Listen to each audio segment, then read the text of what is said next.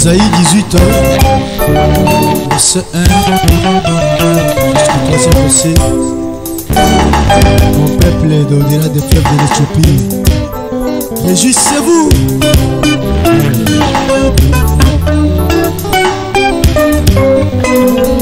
Mon peuple est au-delà de l'Éthiopie.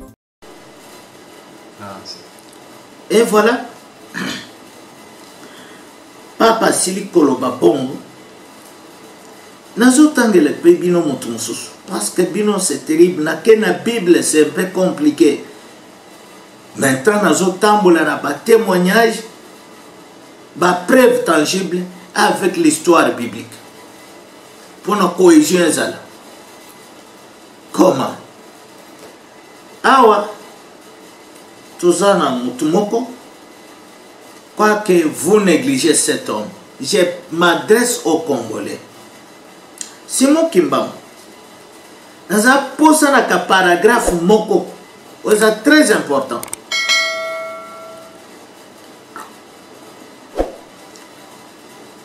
Tout ça, livre Bomoni, Licolo, la couverture, Balobi Kimbam.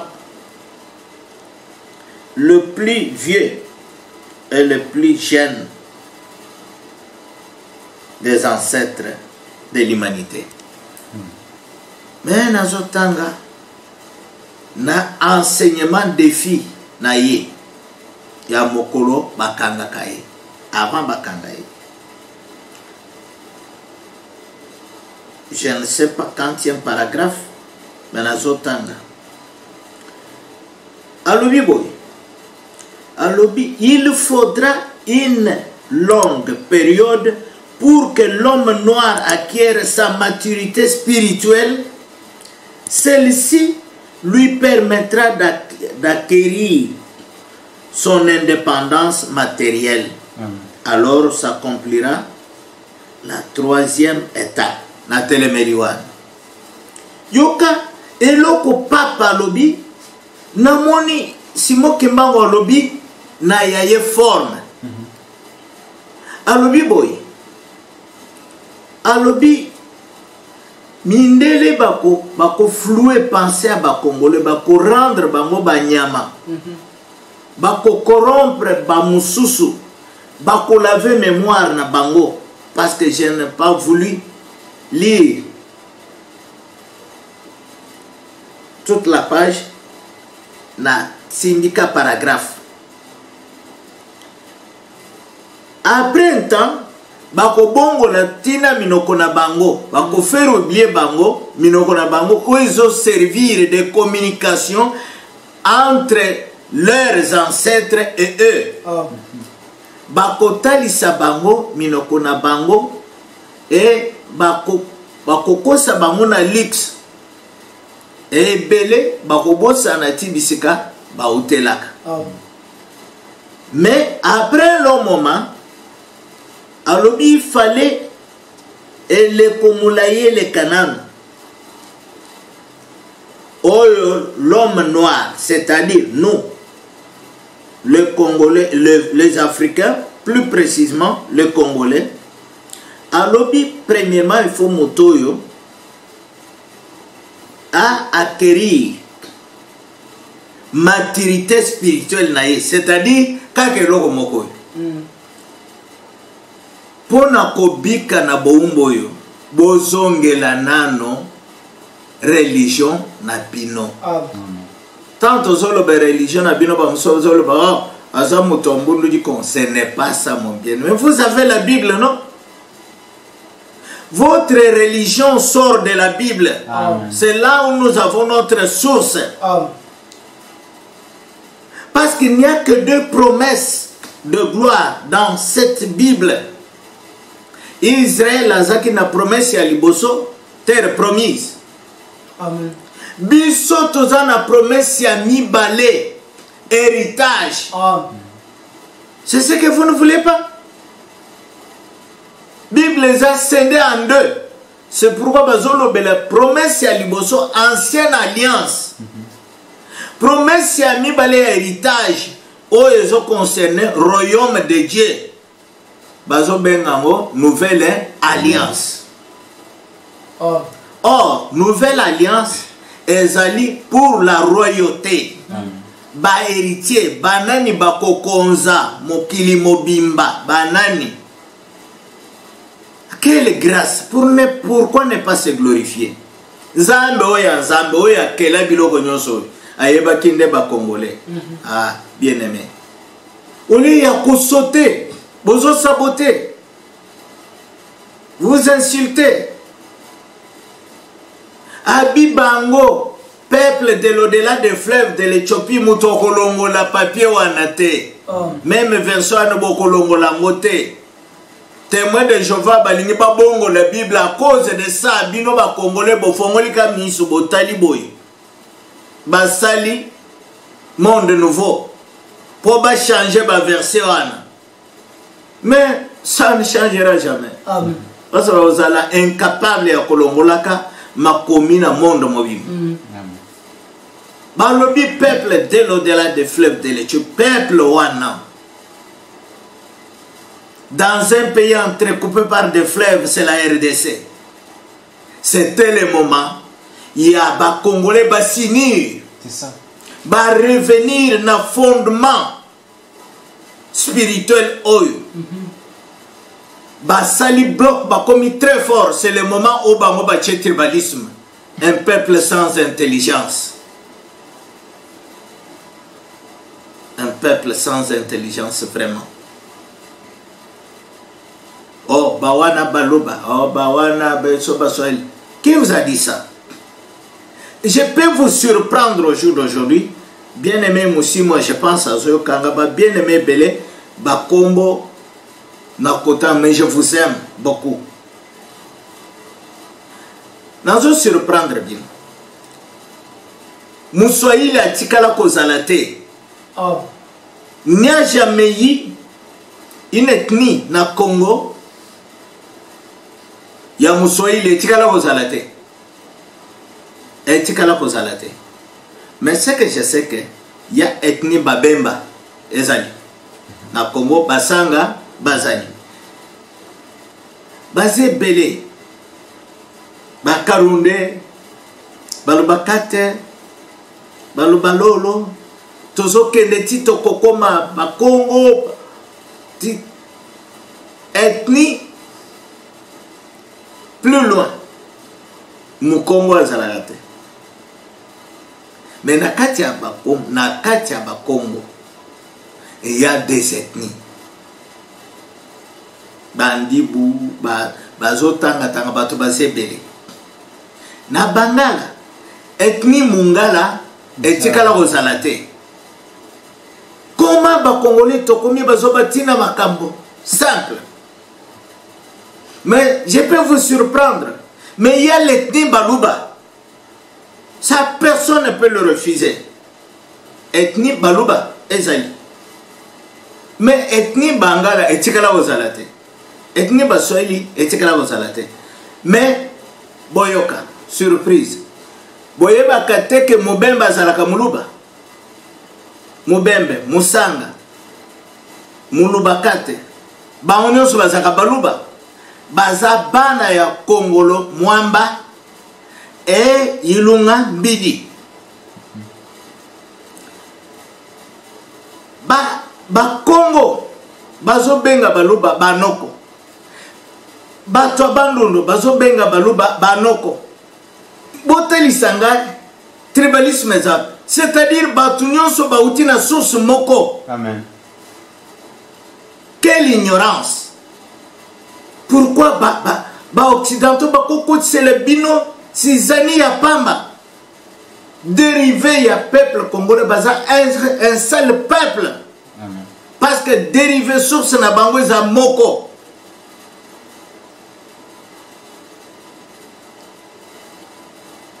Voilà. Voilà pourquoi. Comment pouvez accepter bon se diviser? Or peuple aza fort, puissant quand il est uni. Mais Mundele Ayebaki, qu'est-ce qu'il faut faire pour neutraliser ces peuples? C'est pourquoi Pape et Simon Kimba balobi lolenge moko babi tozongela nanu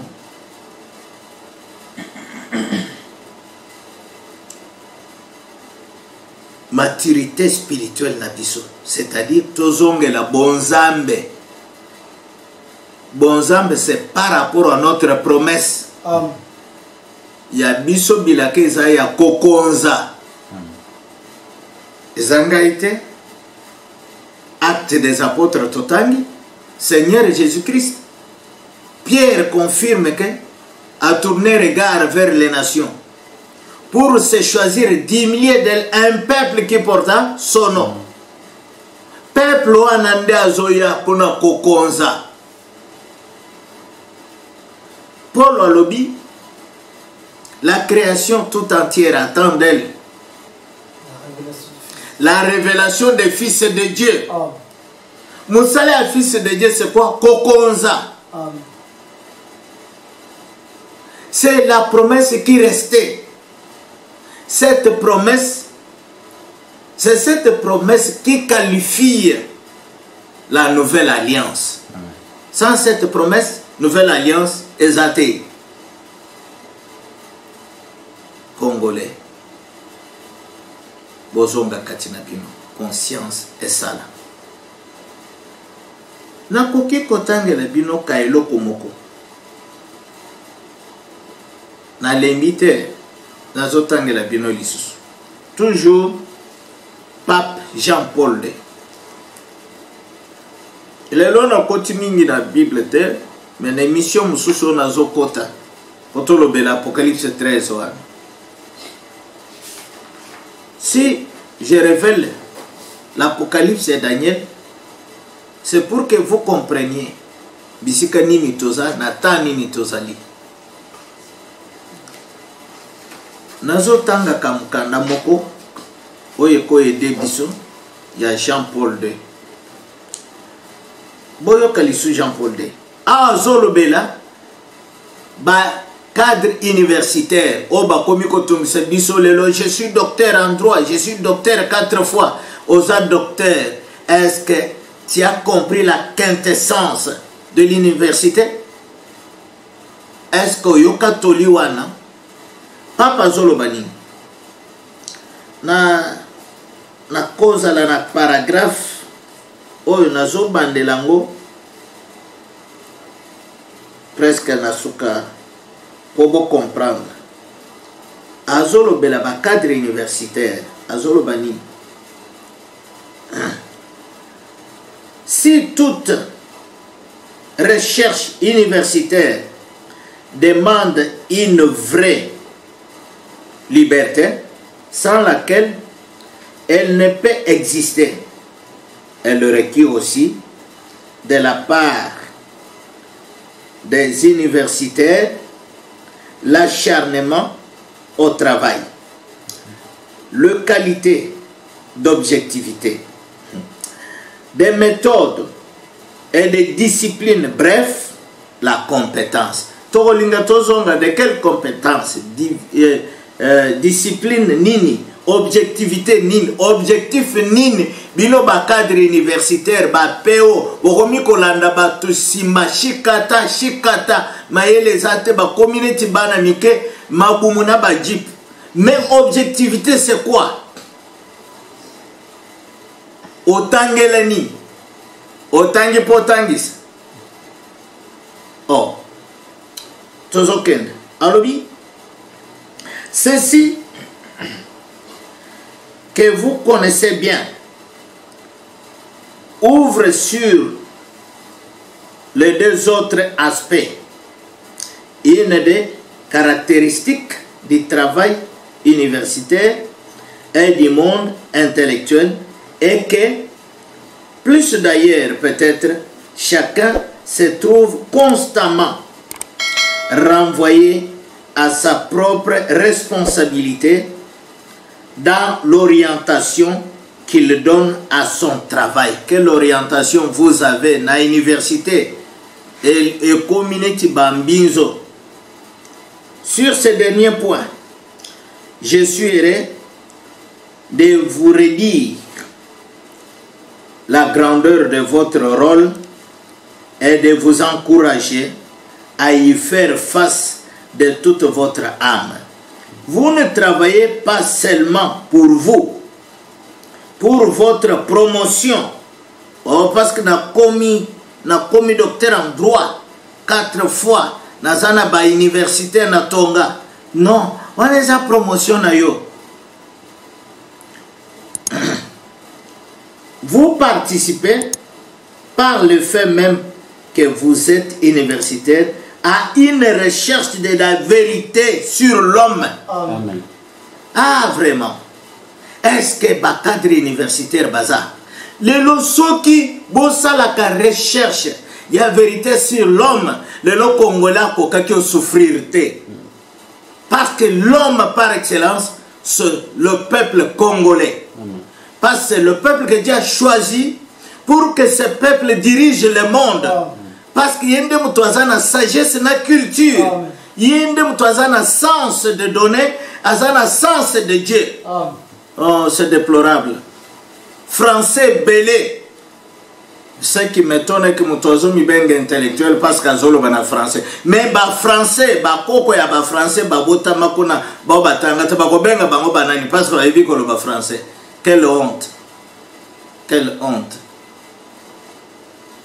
Bazui tina français bachango na bituluku na beglise bazo tanks ozana Congo ndeko na yebi lingala mama mukolo pona et comme pona kozipa ignorance na yo tu commences à parler en français. Oui, si le bana lingala non moi je ne peux pas parler en lingala, tu vois c'est quelle langue? Langue des primitifs, des indigènes. Ah!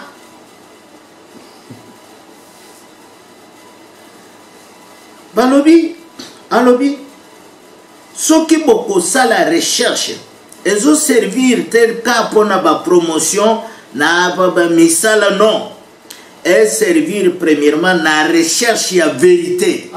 C'est que loko ya liboso totange laka. Bino ba cadre universitaire, je m'adresse à vous.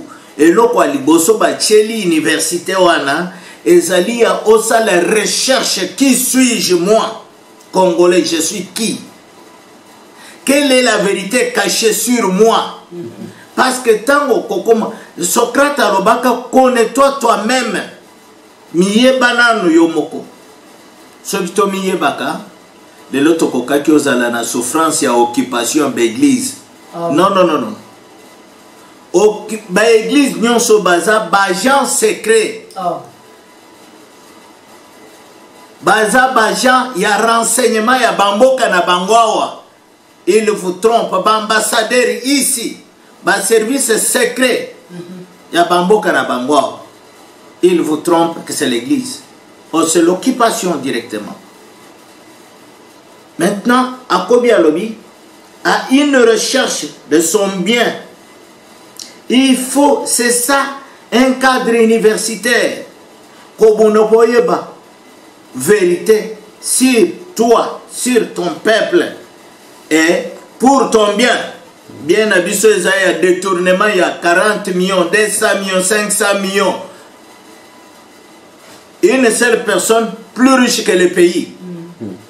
Quelle honte. Balo baba ote docteur obiminan na yite na bimina na nini. Na objectif na bimi na évangile. Hein?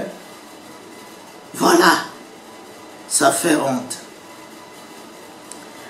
Avec le souci de coopérer à la mise en valeur de la nature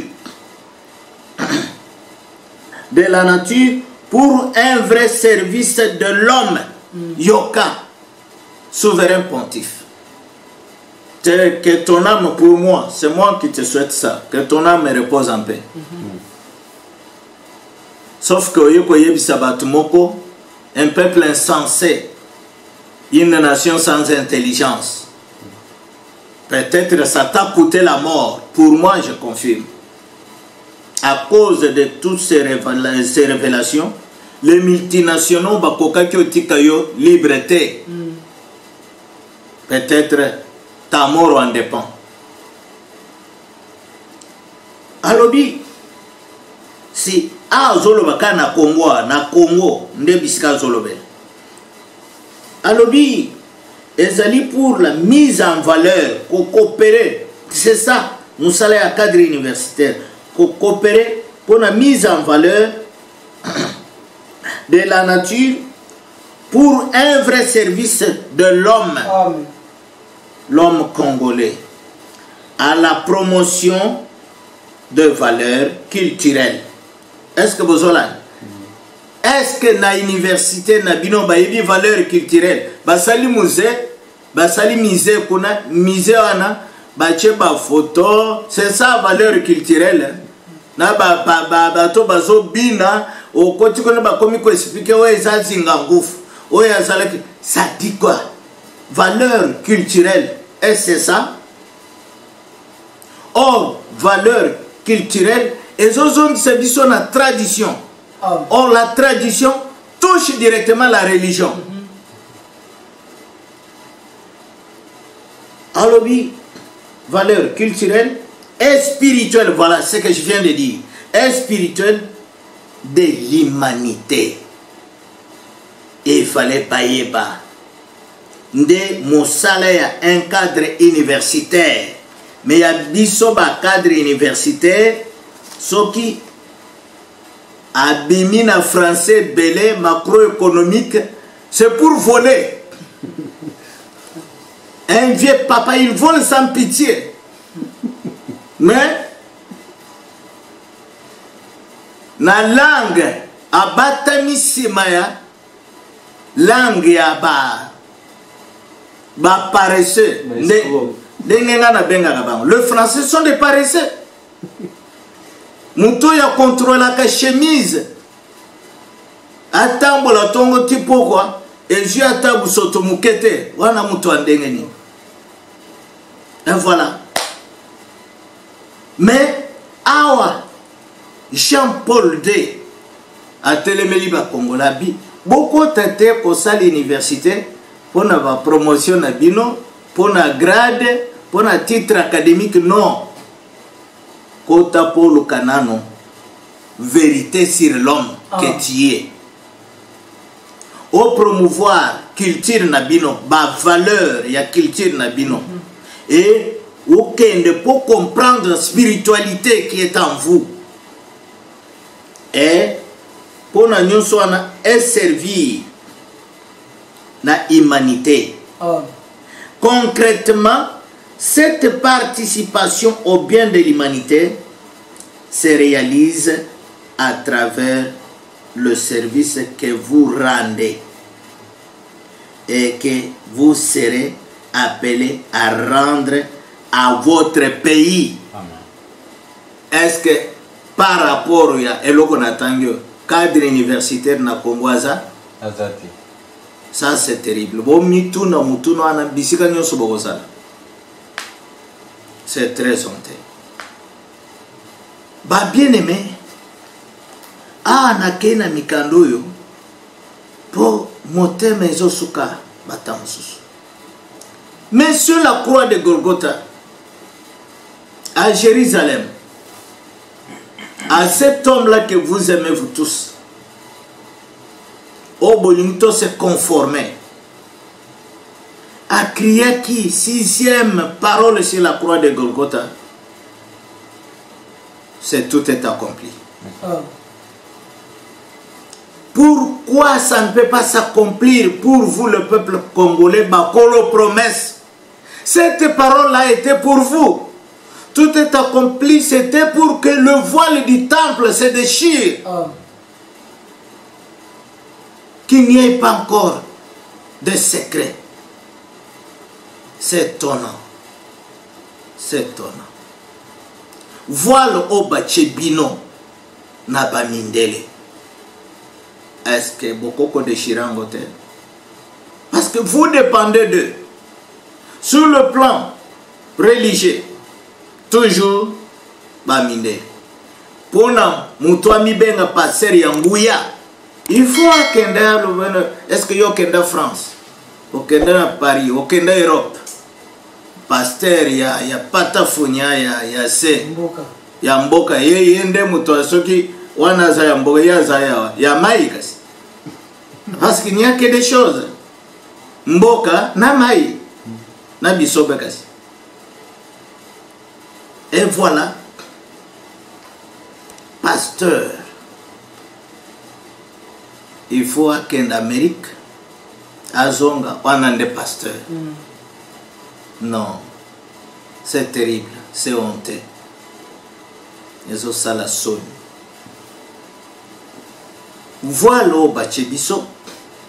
Bachebiso, voilà pour nous les Congolais, pas celui que je peux appeler. Moi, je peux lui appeler bien-aimé parce que il y a deux personnalités au Bakosité qui nous ont aimés, mais à cause de notre fourberie. Bamba Salandini. Nous avons Roi Léopoldé. Tant dans le Bible, il y a Roi Léopoldé, Motumalam. Moi, par rapport à la parole que je suis en train de prôner, Azamutumalam. Parce qu'il n'a rien caché. Maïe Kokuta Batuba fourbe. Vous voulez qu'il fasse quoi? Qu'il quitte l'Europe pour venir chez vous ici? Vous remplacer? Non. Moutoua Batoua lobby bien. A bibi no bande ko nazo tinda bino te popo kende kote ya batuwa na nzambe. Parce que batuwa na bazana nzambe. Et ça la biso soni te po na kondima yango. Ça c'est le roi Léopoldé. Humble qu'il était, assimilé sur ce qui concerne la religion, assimilé à Bi. Ceux qui bagonde mabino magam na nzambe za buzoba na bango. Mais moi je sais que bangonde batu bazana nzambe.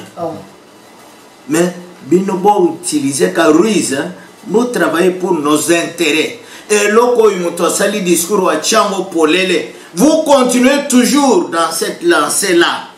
Vous voulez qu'ils fassent quoi? Les blancs fassent quoi? Basalani. Et Moutoami Balena Tangi na uti kotanga Jean-Paul II. Aleli na kolela na mboka na bino. Je pouvais lire ce qui minite ça, paragraphe moussous, pour na clôturer l'émission à l'élo.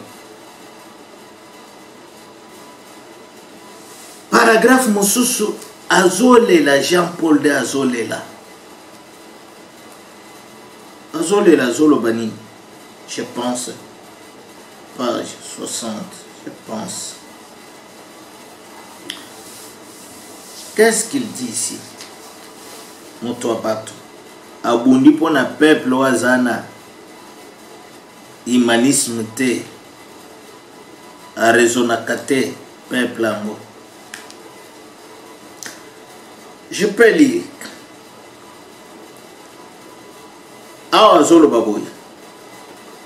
C'est avec un étonnement empreint de tristesse que l'on constate que ce continent est lui aussi marqué par des influences dirigées de l'intérieur ou de l'extérieur sous couvert d'aide économique souvent. Ah, Congolais. Jean-Paul Obopesakini, il a parlé pour vous, il vous a défendu. Azoloba.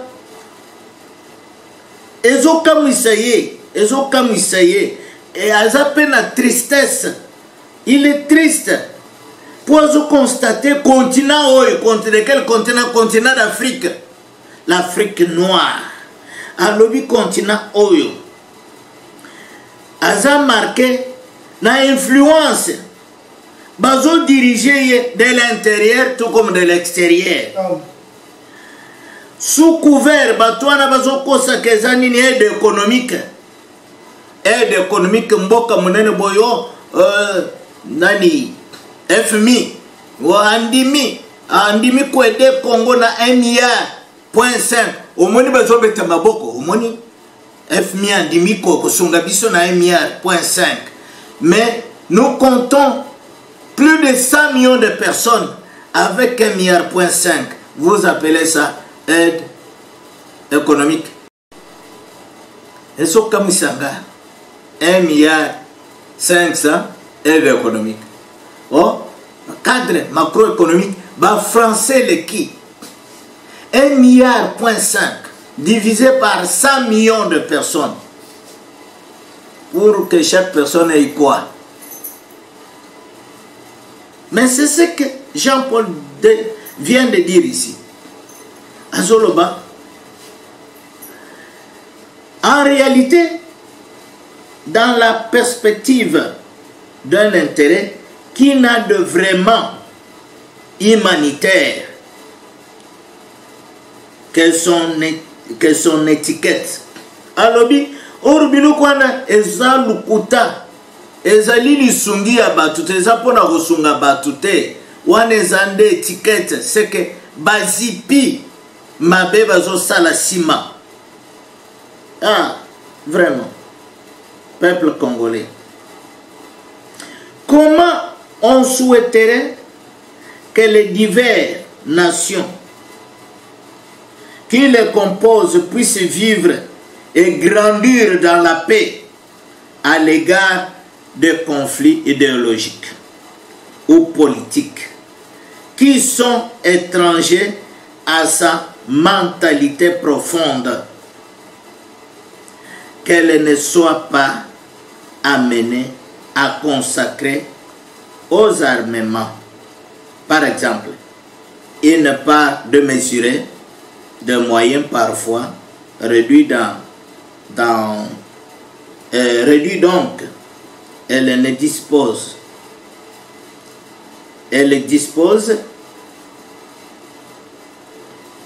généralement Assemblée générale de l'Organisation des Nations Unies, ou que l'assistance qu'elles reçoivent ne soit pas subordonnée à une quelconque forme d'allégeance. C'est terrible, c'est terrible. C'est-à-dire, ils ont tinda batu, bazo kosa batu na biloko na pour finir. Batu basuka kana kobunda. Mais banani bazo fournir armes. Ce sont eux. Banani bazo tinda, bazo créer ba rébellion. Ce sont eux toujours.